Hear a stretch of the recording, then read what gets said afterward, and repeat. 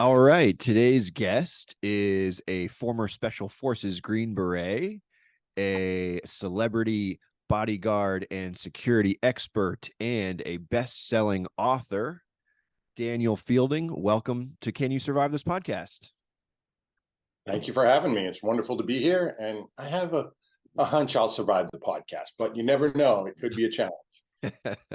Yeah, well, thank you for coming on. And I'm really hyped. I got to read your book before you came on, The Asset Mindset. And I love this book, man. I'm feeling really motivated after reading it. So thank you for sending this over. Um Before we talk about the book, do you want to tell the audience maybe a little bit about your background? Like how long were you in the military? What made you join? Like when did you get in? When did you get out? Stuff like that. Yeah, I can give a quick little synopsis of what I did in my career. Cool. So I was a regular guy, just got out of college, working at a family business, blue collar construction, got my real estate license, was planning on, working with the family business. 9/11 happened. And that shook me. And I was like, damn, I want to support the troops. And the best way to do that is to be there with them. So I did my research, decided I wanted to be a Special Forces Green Beret. And I walked in the recruiter's office and I said, I want this job. And he looked at me kind of funny and he's like, I don't know. Have you ever been arrested? And, you got to take these tests and have certain scores and whatnot. And I was able to meet all the hurdles and then enlist. And I turned 28 in basic training. I did 5 years active duty.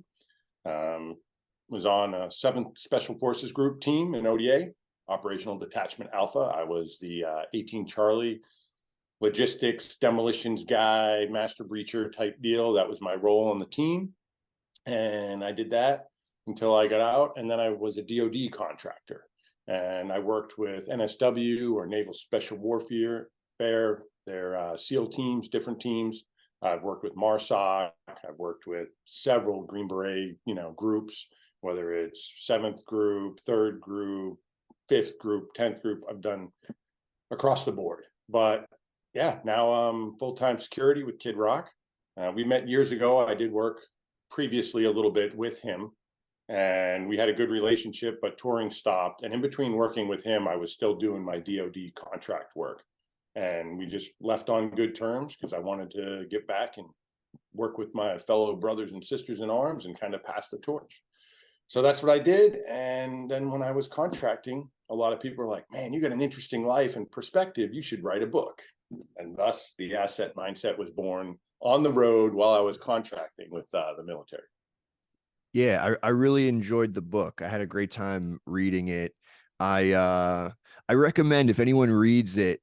I took some notes while I was reading, but I also did the audio book. I kind of did combination. I took a couple days to read it, and taking notes is great because I was just writing little like motivational tidbits, little diamonds for my own motivation. But I also listened to some of it while I was in the gym. So um, yeah, I found it very inspiring.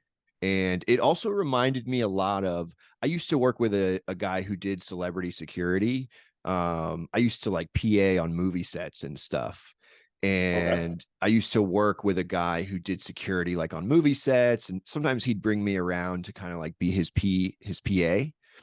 And we also used to do an AAR, an after action report. So I was relating to that when I read that in your book. Nice. Um, Well, there's a lot of nuggets, I call them, in my book, if you recall. yeah, That's like you things call you them pick up are nuggets. nuggets. You call them nuggets. I was calling them diamonds. Either way, they're precious and valuable. Yeah, for sure, for sure. And is this the only book you've written? Uh, Currently, yes, sir. Yeah. Do you have any plans to write more? Any like follow-ups to this book or? Yeah, I got some things in the works. Definitely, a lot of people love the asset mindset philosophy, and they kind of want a workbook. So I've Mhm. been putting some stuff together. Going to do that, and I also want to talk about how struggle is real for everybody. It's part of the human condition. Mhm. If you have a great mindset, doesn't mean everything's going to be easy. You're still going to have problems. you're still going to have obstacles to overcome. It's part of the human condition. We're going to have loss. We're going to have loved ones pass. We're going to have an accident. We're going to have things happen. So the struggle is real for everyone. And that's kind of the theme for my next one. Very cool. Yeah, I agree with that. Um, yeah, some of the stuff I liked from the book. I noticed that you talked about meditation in one of the chapters. Is that something that you worked with when you were in the military, or where's that nugget come from? That came from my martial artist background from when I was a teenager. And that just really helped me be centered. So anytime I was really stressed, I could kind of go to that meditative state and relax and get grounded and not let emotions take control. I'll share a quick little, saying or analogy that I kind of use that was told to me by one of my former instructors. It was like, do you want to be a tiger or a dragon? And I was confused. I'm like, what do you mean a tiger or a dragon? He goes, well, a tiger just, it has sharp claws and things happen and it reacts. A dragon is wise. It has sharp claws and it can do a lot of damage like a tiger can, but you want to be wise with your moves and your positions and whatnot. So stay calm and think. So I was like, yeah, I want to be a dragon. And we had the Dragon Warrior Code, which was one of the things we would meditate on. Yeah, I remember you mentioned that in the book too, right? The Dragon Warrior Code. Yes, sir. So It's can one of you the biggest things that shaped my life. That was one of the sparks. And it was because I was young, trying to learn about life, learn to become a man. And it just hit so many things. Like I can even recite it for you now, and I have it tattooed on my back. It's I am what I am because I choose to be. I'm a dragon by choice and subject to its loss. My family, instructors, and my classmates, and my heart and my mind. Even though we may disagree with each other, we still strive to be one, forgetting all categories and letting energy which wishes to exist, exist. And as a dragon, I must go forth to seek the Tao in the void, understanding myself and finding peace within. That's fantastic. So what tell me a little bit more about that. Did you say to seek the Tao in the void? Yeah, Tao is the way, or Taoism, you might Mm-hmm. have heard.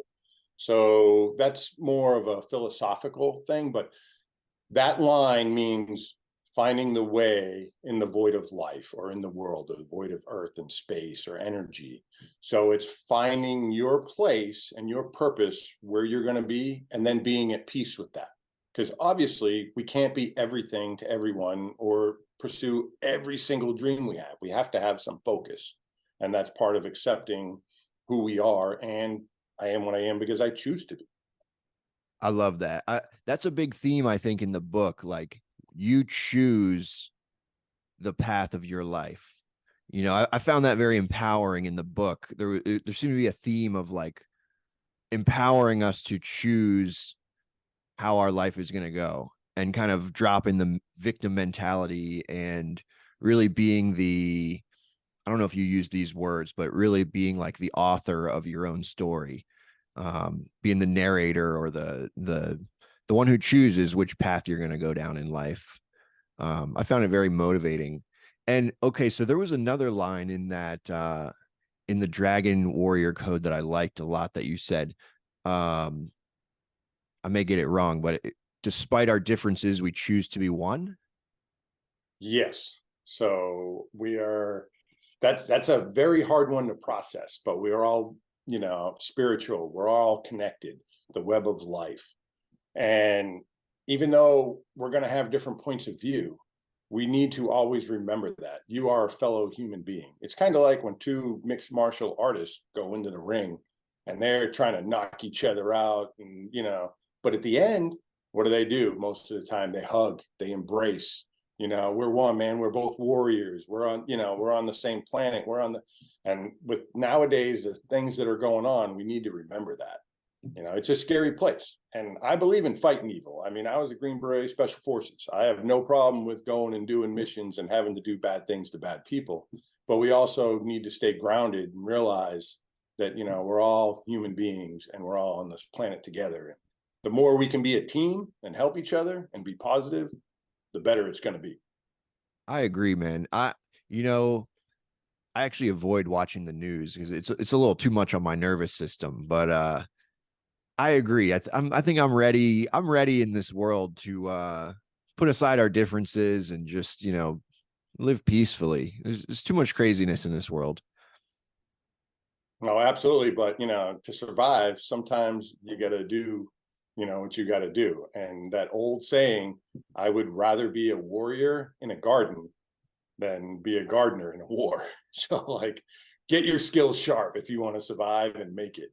Yeah, I agree. So going back to the book, I remember that you said daily PT is strongly recommended, and I agree with that too. I find that if I get my body moving and I work out every day, um, obviously I'm more confident because I'm feeling fit, but I'm also feeling more mental clarity if I'm staying active. Absolutely. It gets the blood flowing. Your cells Yeah. are, there's so much to it. There's science behind it. And you don't have to go crazy. I mean, the more you do, the more results you'll get. Obviously, you don't want to burn out and destroy your body, but at the same time, you want to push yourself. You need to do something every day. Even days that I don't get to hit the gym as well as I want, I'll just stop and I'm like, all right, I'm going to do 50 push-ups, or I'm going to do this or that, and do stretches and whatever it may be. I mean, I do it in the office sometimes. I'll come back from getting a drink and I'm like, all right, I'm just going to knock out some push-ups, or I'm going to do a couple burpees. Like, you just got to get moving. And I do the same thing. If I miss the gym, then I try to hit the floor and just knock out a bunch of push-ups at least. nice. Do you have a like a routine, like a PT routine, or I'm curious, like what can you share with the audience? What do you recommend? Like pull-ups, weights, push-ups, whatever is good for them.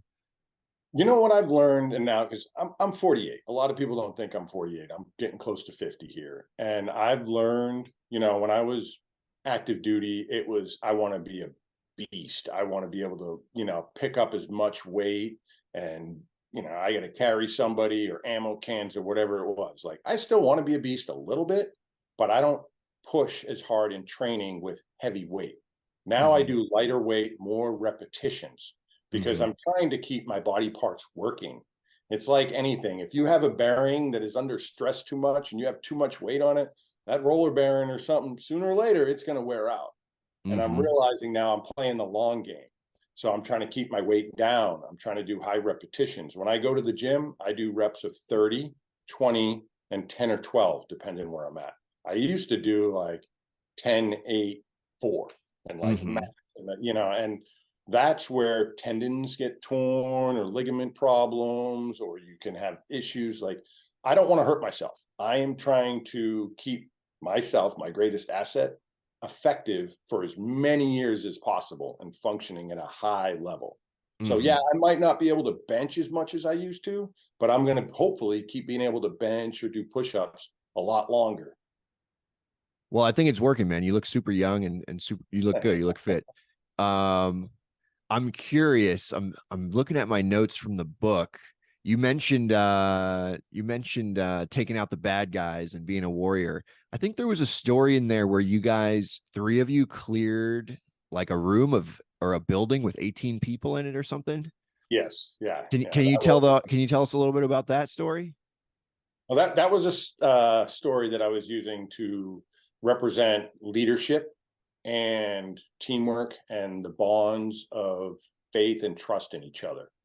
So there was a large village that had multiple compounds, and we were going there, and we went with two ODAs. So it wasn't just one team, but there were so many buildings, and we were searching for multiple HVTs or high value targets, although that term's not used anymore. But either way, we're looking for the bad guys. Hmm. So we had gone through, when you're clearing, you got to process, different things happen, stacks move, we're flowing through. Well, we get to this last building and our stack is down to 3 people. So there's my master sergeant, or Bob, who was our team sergeant, our team daddy. He was there. And then my buddy Brian. And we looked at each other and like, all right, are 3 of us going in? Because you're always supposed to have a battle buddy. And guess what? With 3 people, you don't really have a battle buddy. And we knew once we went through and breached the main gate that there was going to be multiple rooms. And how were we going to do this? So we just made it up on the fly. And we looked at it, we like, we trust each other. Here's our plan. So what happened is I was pulling security outside as people were like, it's kind of, maybe if you think of a hallway, like I'd be staying in the hallway, which is bad because it's a fatal funnel. You don't necessarily want to be in a hallway, but I wasn't in a hallway. I was out in the courtyard where they would enter different rooms of that compound, so to speak. And if you've ever been downrange, you kind of know what I'm talking about. There's like a big courtyard, and then there's a bunch of rooms in and around the courtyard or built into the walls or whatever. So I posted up where I could pull security for them as they were battle buddies going through and clearing. And it was not ideal, but it was something that we on the fly trusted each other. We believed in each other, and we came up with a system. And instead of, oh, we can't do it, we figured, all right, how do we do it? All right, I'm going to pull security in the courtyard. You guys are going to come in and out. If something goes bad, then I'll move in. And we had comms on the radio. Everybody has radios together. So that was good. But that was definitely a little bit of a scary moment in the sense that it went against everything in a sense we've been taught. But at the same time, we've been taught to, you got to make stuff happen, like you're on a mission and we needed to clear that building. Do we want to wait? And who knows how long it would take for anybody else to get up to us, and they could be preparing and booby trapping, or who knows what they were doing. So speed and violence of action, we went with speed and we're able to get it done. Amazing, man. So I'm wondering, do you have any stories you can share? Last times we ask people, do you have any survival stories where maybe you didn't think you were going to make it out, but somehow you made it? There was one night that we went out and we had been doing BCP, or border control point, run around the Pac border area and RC east of Afghanistan. And we had been out multiple days, and on the way back, there was like off in the mountains a flash flood or storm, which created this flash flood. We were crossing a wadi, and all of a sudden, it came and it started washing things down. And we had one vehicle that was stuck inside the flash flood.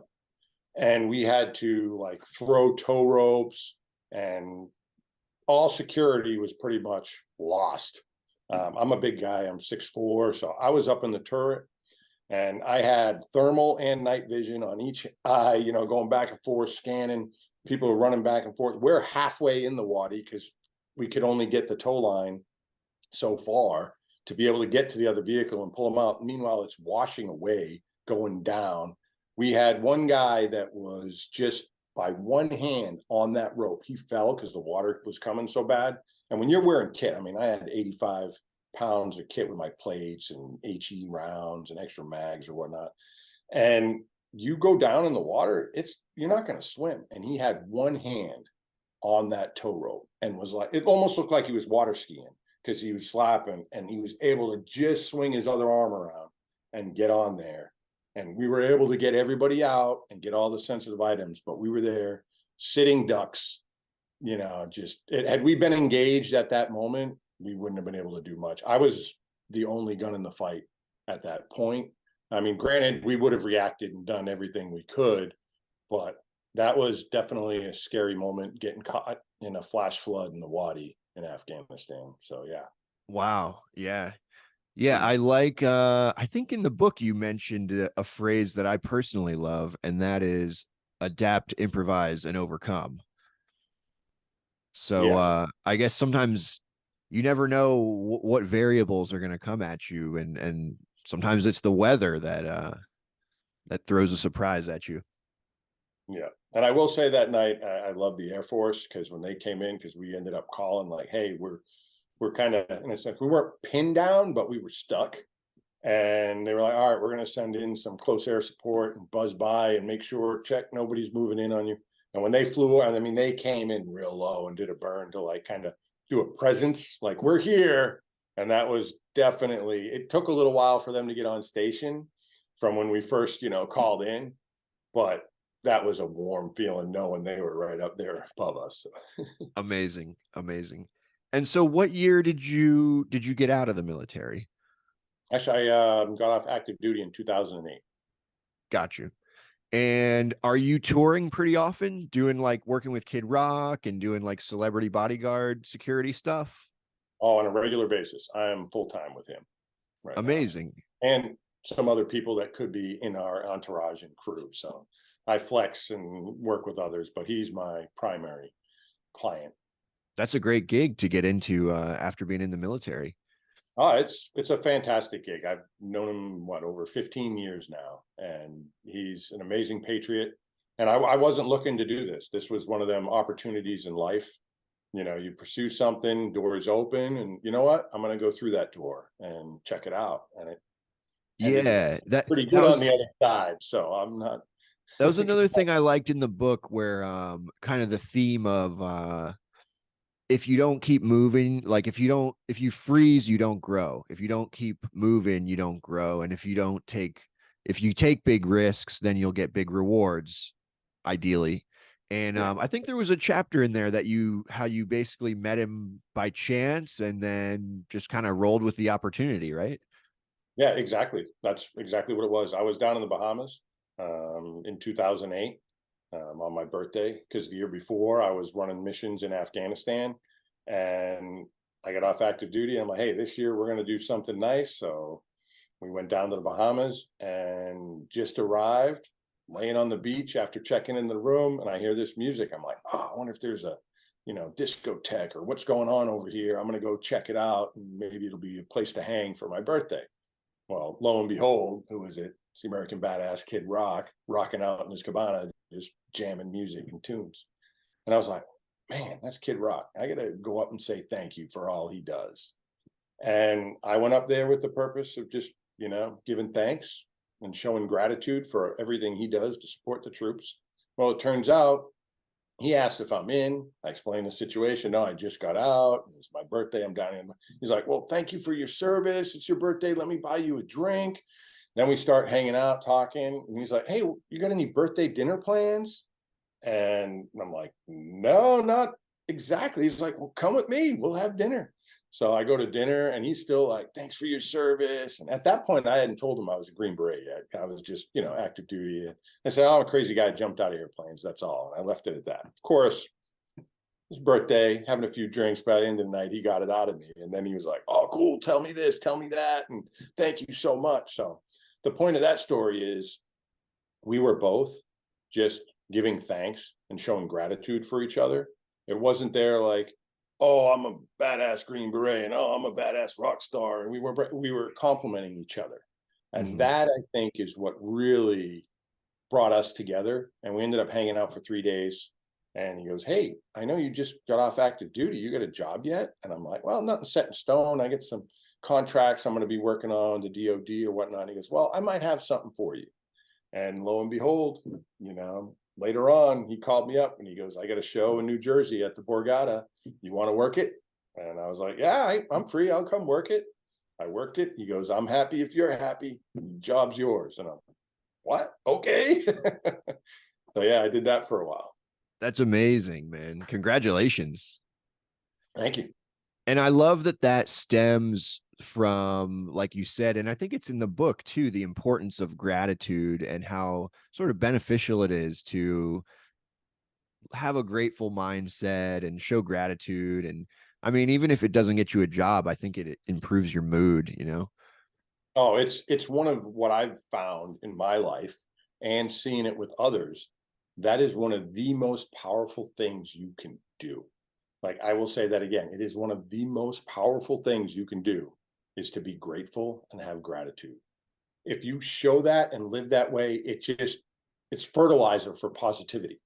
Because if you're being grateful for something, you're focusing on something you've been blessed with, or someone's helped you, or positive things you have in your life. So it's just a great tool. Anybody in the audience, if you're having a bad day, start looking at something you can be grateful for. And we all have it. If you're watching this podcast, I mean, you got a computer or you're watching on your TV, smart TV, like, be grateful. You have something to be grateful for, and then use that.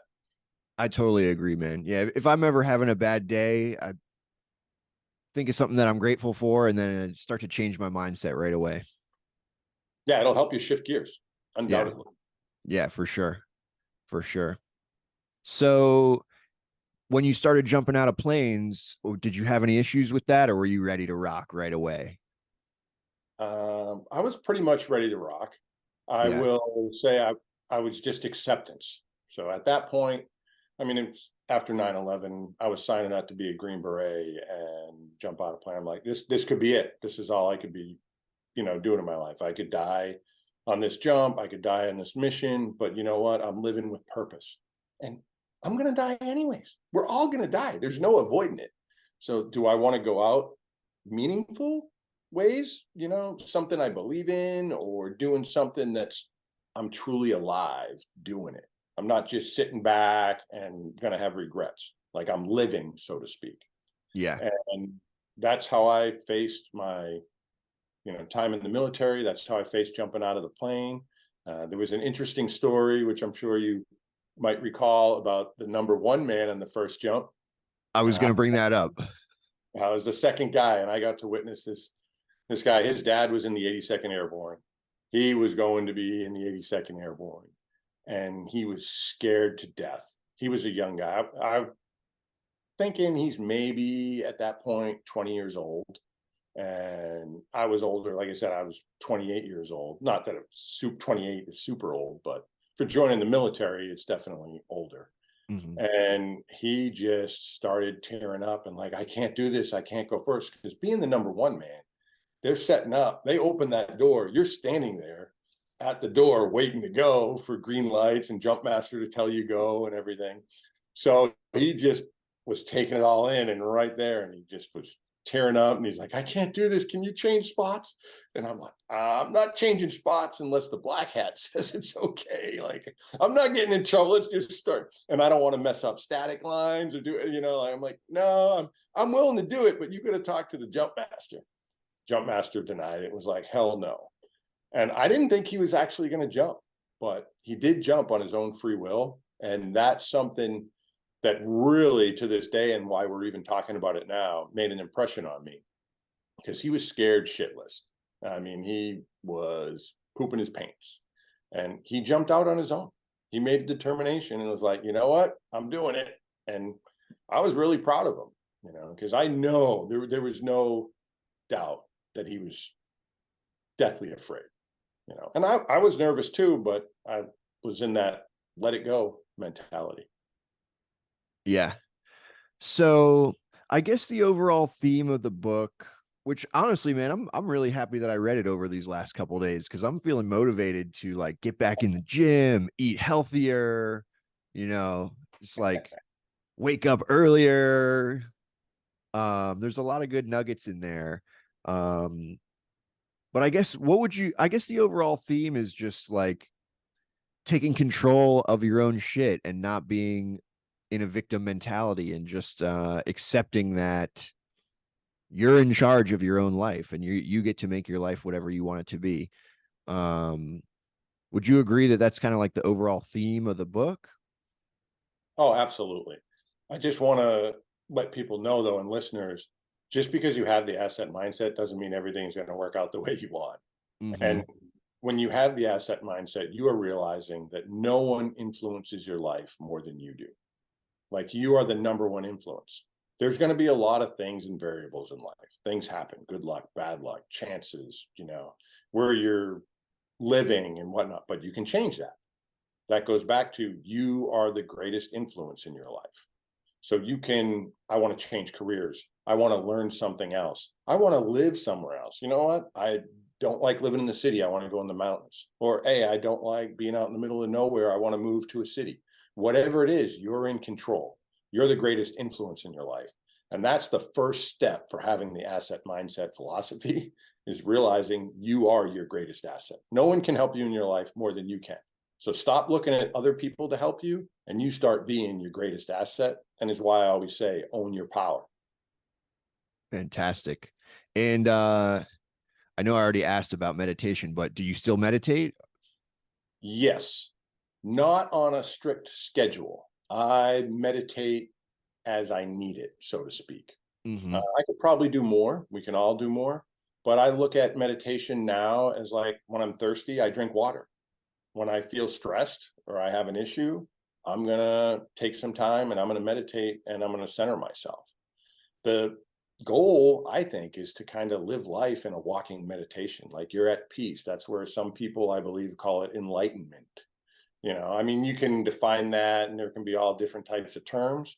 But when you can be in that mindset of peace and acceptance in your life, wherever you're at, then you're kind of in a state of walking meditation.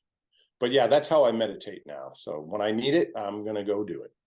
I like that. Yeah, just like living life like a walking meditation. I like that a lot. Like whatever comes at you, just accept it and just roll with it and just be your greatest asset. Just whatever comes up, good or bad, you just keep going. Yeah, that's what you got to do. And that is life. And guess what? If you don't keep going, life's going to keep going. It's still going to come at you. If you're sitting there being lazy or you're like, oh, I give up this or that, like it's doesn't stop the problems.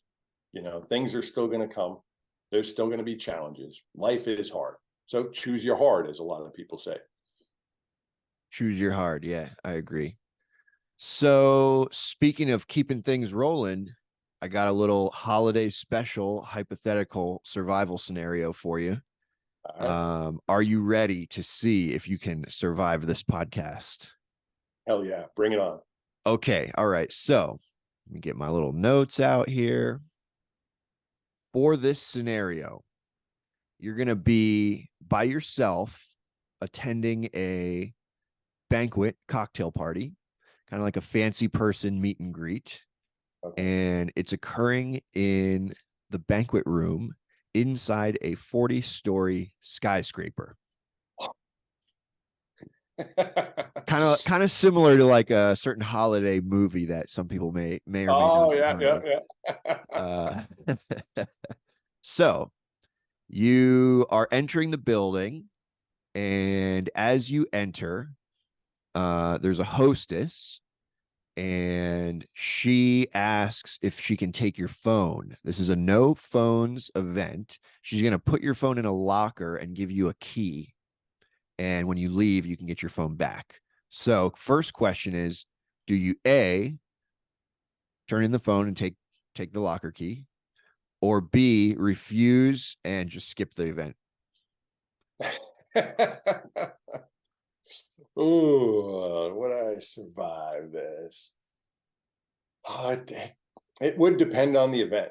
A lot of times I go to places, I don't give up my phone, when I'm not supposed to or whatnot. And I go to a lot of places armed. Like I'm licensed to carry and I'm also a licensed armed bodyguard. So when I go to a lot of events, I still have tools with me. But for the podcast, I'll say, I really want to go to this party and there's somebody there I'm going to meet. So I will give up my phone. Exactly. That was a perfect answer. For the sake of the podcast, A is the answer. You're going to turn it in. But I appreciate that you ran through the options, and it's very true. Like basically you are a licensed security expert. So typically you're not going to be giving that up. But for the sake of this scenario, you got it right. The answer is A. And also for the audience, some people carry two phones. You could always have two phones, turn in one, and then keep the second phone. I've totally done that. So, Yeah, yes. exactly.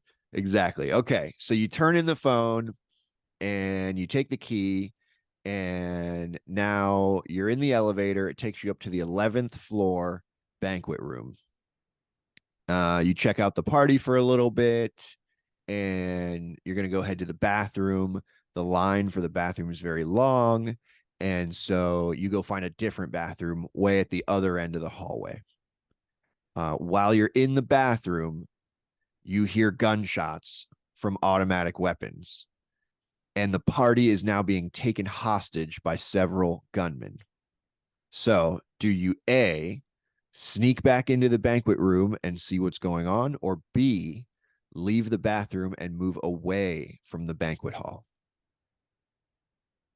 Hmm. I'm going to kind of want to go check it out and scope out what's going on. So I'm going to move. kind of towards stealthily. I'm not Okay. going to walk out and do, but I'd try and go check out and see what's happening and assess the situation. Okay. All right. You know what? We're gonna give it to you. We're gonna give it to you. I had B, but I'm gonna give it to you with A because you answered that you're gonna stealthily kind of explore the situation. Um, so okay, so you're moving down the hallway, and you see that they've also chained shut the exit to the stairs. So the stair emergency exit has been chained shut. And now you're moving down the hallway, and you can hear that some bad guys are moving in your direction. So some of the gunmen are headed your way now. So do you A, get on the elevator, or B, run to the other end of the hallway? Well, I'm not going to run because I'm going to make a bunch of noise. And then I'm curious, am I armed? You're not armed for this one, even though I think in real life you would be carrying. Yeah, But yeah. for I'm this even right scenario, now. so let me just Always ready. Oh, let wait. me I got my flashlight too. Where's the bad guy? let me let me actually ask you. Let's kind of hypothetical this hypothetical. In the scenario, you're not armed, but let's say you were armed. What would you do then? I'm curious for the audience sake. What would you do? Because typically in real life, you personally would be armed. You'd be ready. What do you think you would do? I would post in a position where I could probably, take a shot if I needed to. And I Okay. do have extras. Oh, and some more extra rounds. So if there's, other bad guy. I mean, this is me and I'm at work in the office. So, you never know. You just never know. But yeah, I positioned myself where I had some cover, Mm-hmm. uh, the best I could. And I mean, if they're bad guys with guns, they need to be taken out. Like, Yeah. what stops a bad guy with a gun? A good guy with a gun. That's just the fact. So you're a trained good guy. If this was real life, you would have. And what kind of firearm are you typically carrying? I carry a Glock 19. It's a Gotcha. 9 mil, but I'm all about shot placement. Yeah, 45s are nice, but I can carry more rounds of 9 mil. So that means I can engage more targets. And You are want to have that. You don't you want to run out of bullets in a gunfight. no? Are I'm guessing you are also practicing shooting very often. Are you like at the gun range doing target practice very often, or do you have what is your kind of training in that regard? I practice. I love to practice more. Mm-hmm. Uh, Ammo is expensive, so I practice when I can. I do go to the range sometimes. I live on 50 acres, so I have a range in my yard.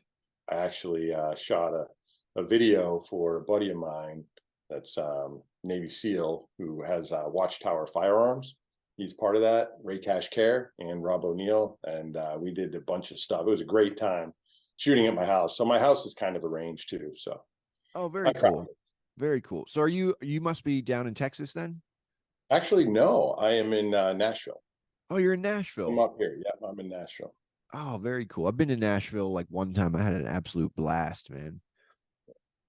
So, anyways, I like in the scenarios where we can actually kind of go outside the scenario and get your actual expert opinion as well. So, okay, back to All the right, so I'm scenario. posted up, or I'm not armed. So you're not armed. You're not armed, but good to So I'm know not that. going to run because I'm not running is going to draw attention. Yeah. So I'm going to try and move with the most casual, quiet, stealthy demeanor I can. If my option is to go in the elevator, then I'm probably going to go in the elevator because the stairs are locked, unless there's another room that I can go in. And one of the things I like to do, and I've done this in real life, I've actually used glass on doors to see reflections and down the hallway. So I am not exposed. And most people don't know or don't realize they can use reflections. So I will look, even right now, if I look around, there's a TV screen over here. I can use that TV screen as a mirror to see down this hallway. And those little viewpoints, I would probably look for something like that I can use for observation without exposing myself, like peeking my head around the corner.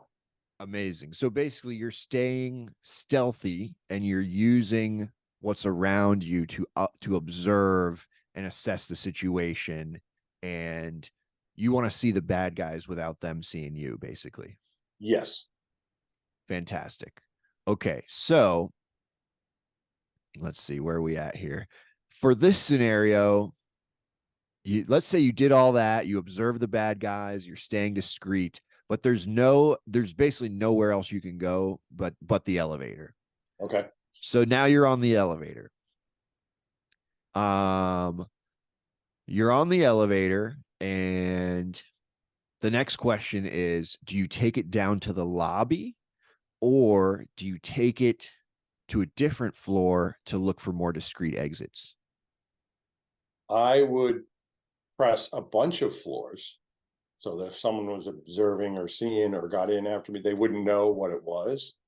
And then I would wait and see when the door opened and assess where it is.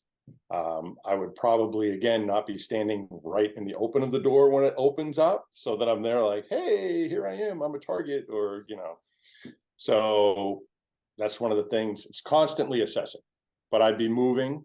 I wouldn't stay still and just hunker down. If I had an opportunity to get off a floor, I would, and I'd try and check other stairwells, because I don't want to ride the elevator too long, because I don't know who's going to get in it. And the great thing about a stairwell is you can hear more, multiple floors and what's going on and directions and movements, and hopefully you can get off at different floors based upon whatever. Fantastic. Yeah. So, and I like that. That's a great tip, that you hit a bunch of buttons so that if someone's watching to see where you're going, they have no idea, because there's a bunch of different floors lit up. And when I get out, if someone else wanted to get in or try and follow me or whatever, the elevator's occupied for a while. Yeah. Yeah. Okay. So, perfect answer. So you take the elevator to a different floor, and you're going to look for more discreet exits. You're going to try to go to a different floor and then find like a stairwell exit. And so you take the elevator and you get off on the second floor. And this floor looks like a corporate office that's under renovation. There's like tools and stuff laying around, and you see a landline plugged in nearby. So do you find somewhere to hide, or A, find somewhere to hide, or B, use the landline? I would be looking for a weapon because I'm not armed. So if it's a construction site, I would love a hammer. Uh, I don't know, maybe we haven't seen Rambo's Last Blood, but when you have a hammer and you're motivated, you can do some real damage. You don't ask questions, you just thump. But anyway, so I would be probably moving to the phone, and I would use the landline because commo is important. I want backup. I don't want to be alone. I want more guns in the fight. So I would definitely go to the phone, but as I was moving to that phone, I would be looking for something as a weapon, because construction sites always have hammers, crowbar, something. Perfect. Yeah. So you're moving towards the phone, and you're also looking for some kind of improvised weapon. Yes. Fantastic. Okay. So you're moving towards the phone, you're looking for an improvised weapon, and then you hear the elevator make a sound, and a bad guy exits the elevator, and he has a gun. He's about 20 feet away from you. Do you A, charge him, or B, make a distraction? I would like to make a distraction before I charge him, but it would also depend what I got for a weapon. It would depend on the layout, how close I could get to him. Like, am I standing on the phone, like right in front of the elevator door, and I'm like screwed from the get-go, or am I like around the corner? So You're kind of a little bit hidden. You're a little bit hidden around the corner. Yeah, then I would probably see where he was going and observe again. Because one of the things I always try and do is stop, think, observe, and plan my action. So that's kind of something that I do in a stressful situation. So that's how I would approach that. So for the scenario, I'll say he gets out, he's moving around. I'm going to try and maybe get him to go in an opposite direction where it can give me a tactical advantage to then charge him. So Okay, can cool. it be both? Yeah, I think it can be both. I'm curious, does that actually work like he's moving one way and you like throw a washer or something? Is that a real thing? Would that actually You'd be surprised, that noises, people get drawn to noises. You're like, what was that over there? Was it yeah. a cat? Was it a bird? Was something with the wind knock over? You're going to go towards the noise. It's basic natural instinct. Unless someone is super trained, they're going to stop where they are and look everywhere and scan the whole place. But normally you're going to get fixated on that sound. Yeah. So you're okay, so you're staying calm. He's moving one way, you're throwing like a washer or some shit, and then How you're about a gonna charge. pencil? The Or a carpenter pencil. pencil I found. Yeah, okay. So you got the hammer, you got the carpenter pencil, you distract him with the pencil, and then you're gonna charge. That's what you're going with. Yeah, that's where I'm going with. And Okay.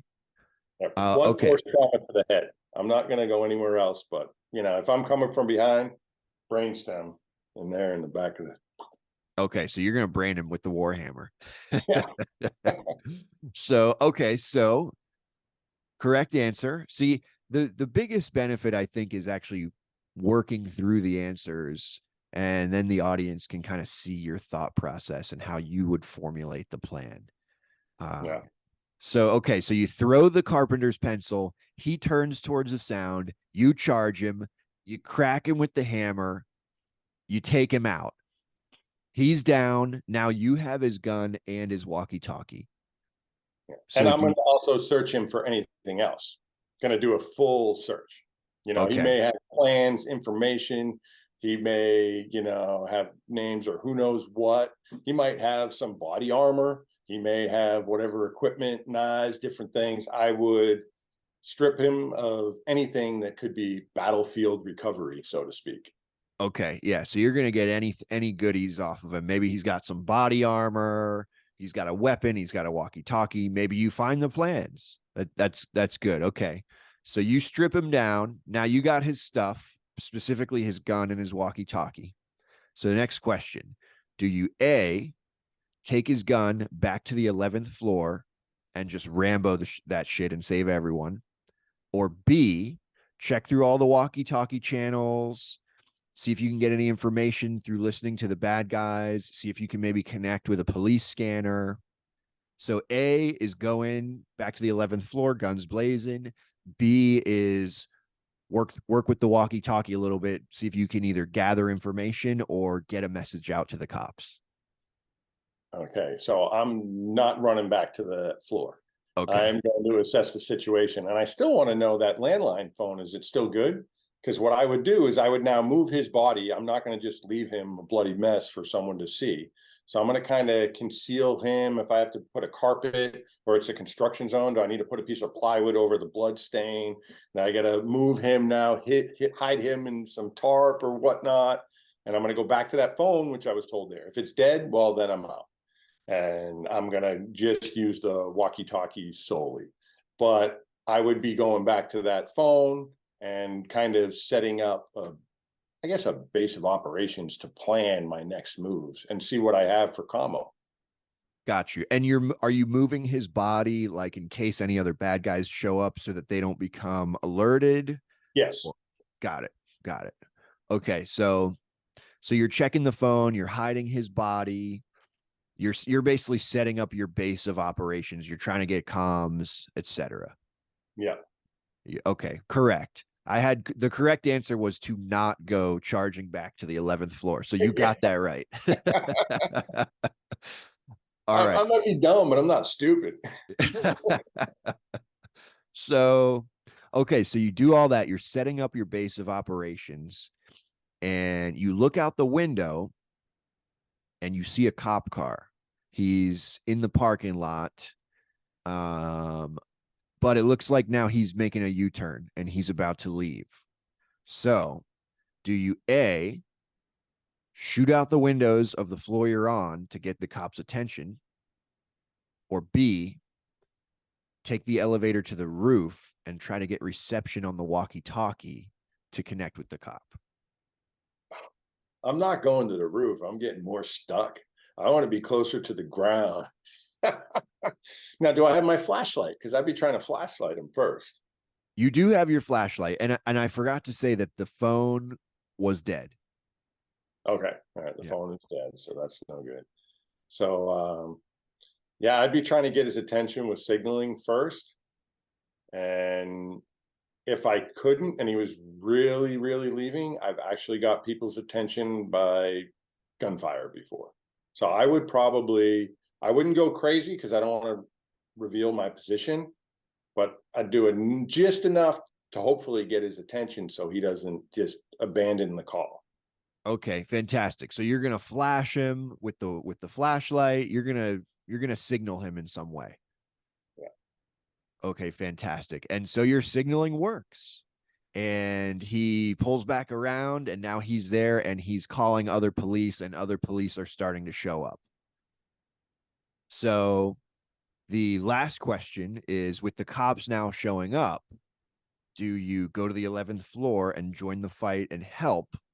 Or do you stay at your base of operations and try to establish comms with the cops and work with them through communication and seeing what they need from you on the inside?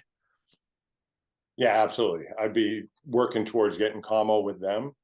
And then as they were getting ready and prepared, I would do as whatever I could to recon or do reconnaissance and get as much information as I could, and move forward from there. But yeah, not knowing how many guys with guns are there and what they're, I mean, I'm not just gonna, you know, go cowboy and crazy and just run up there and get killed because I can't help anybody if I'm dead.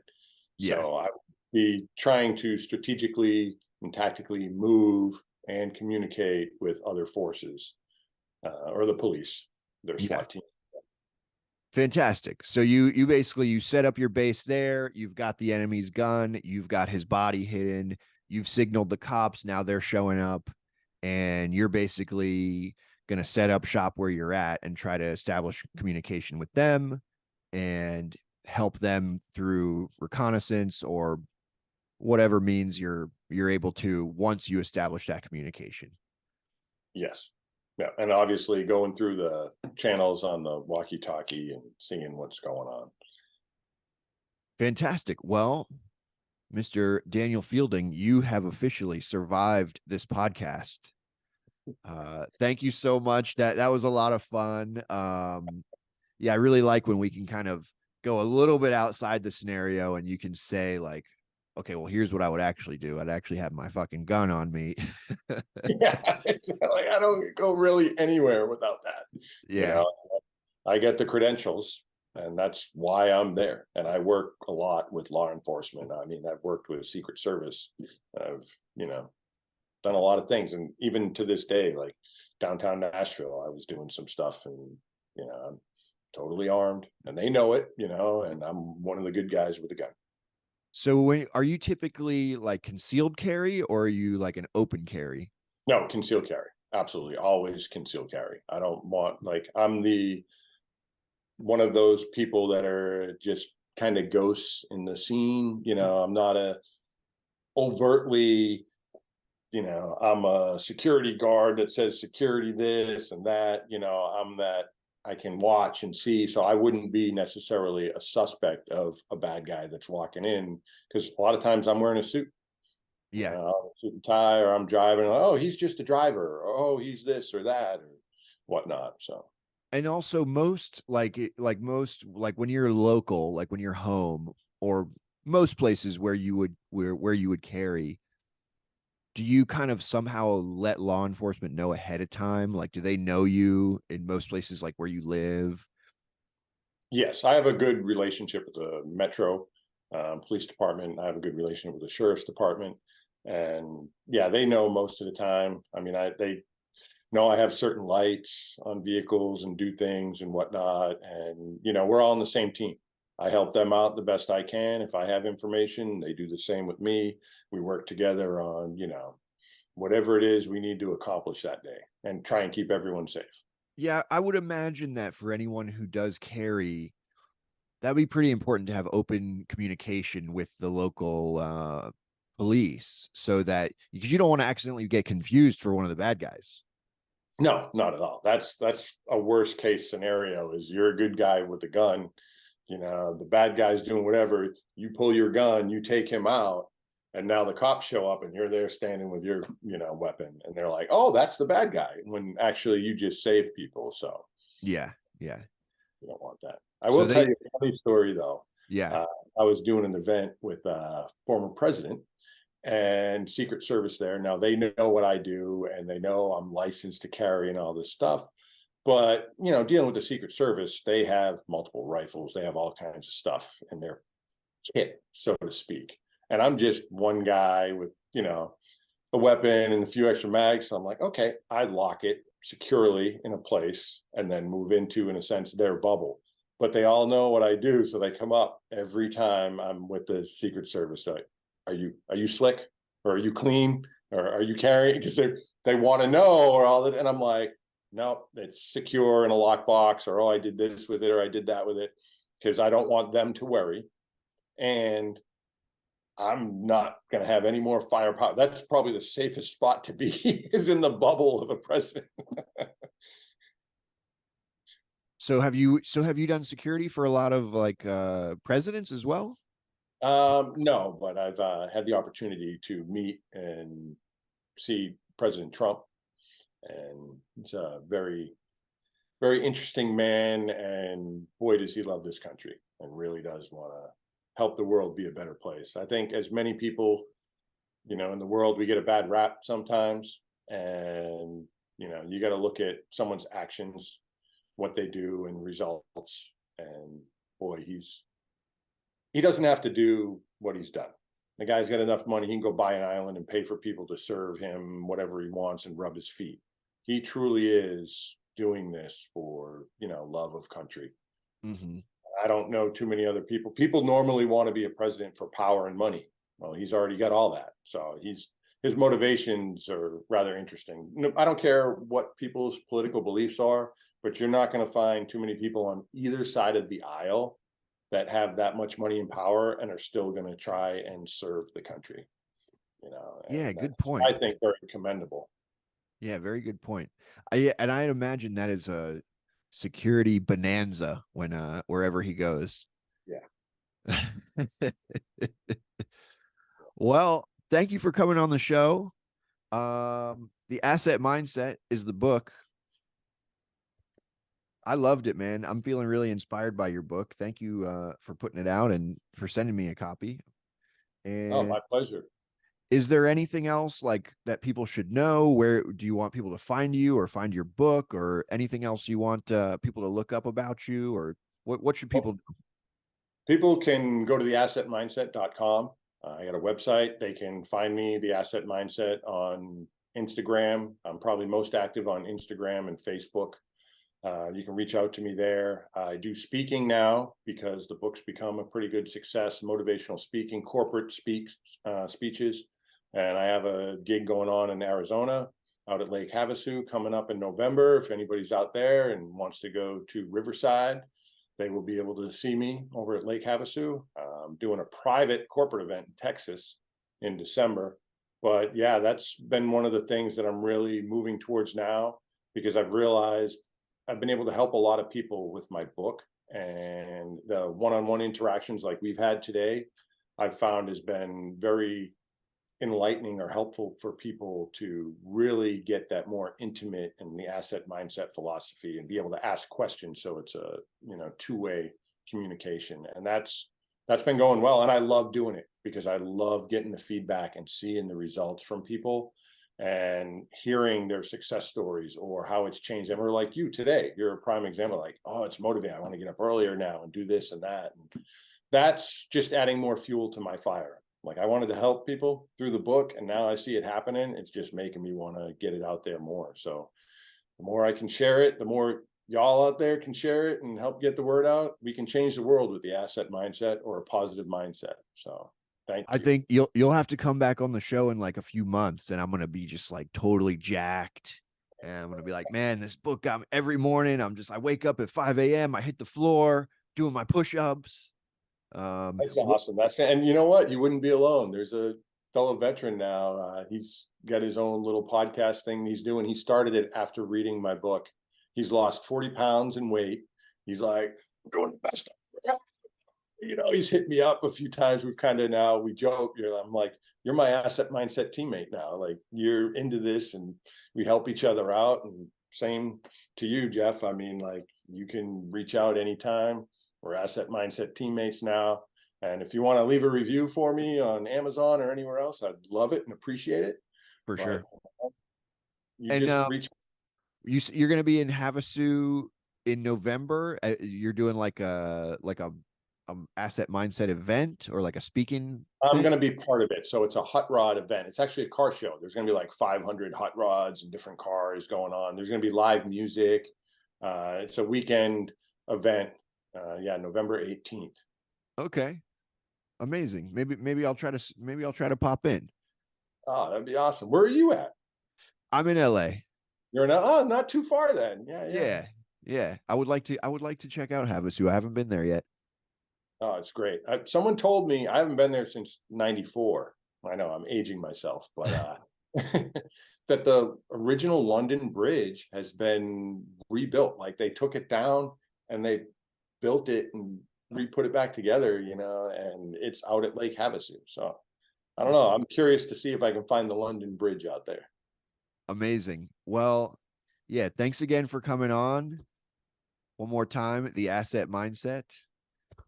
I'm motivated, and yeah, we'll have to check in a couple months, and we'll check on my progress. Fantastic. I look forward to it. Yeah, man. Thanks for coming on, and bye, everybody. Bye.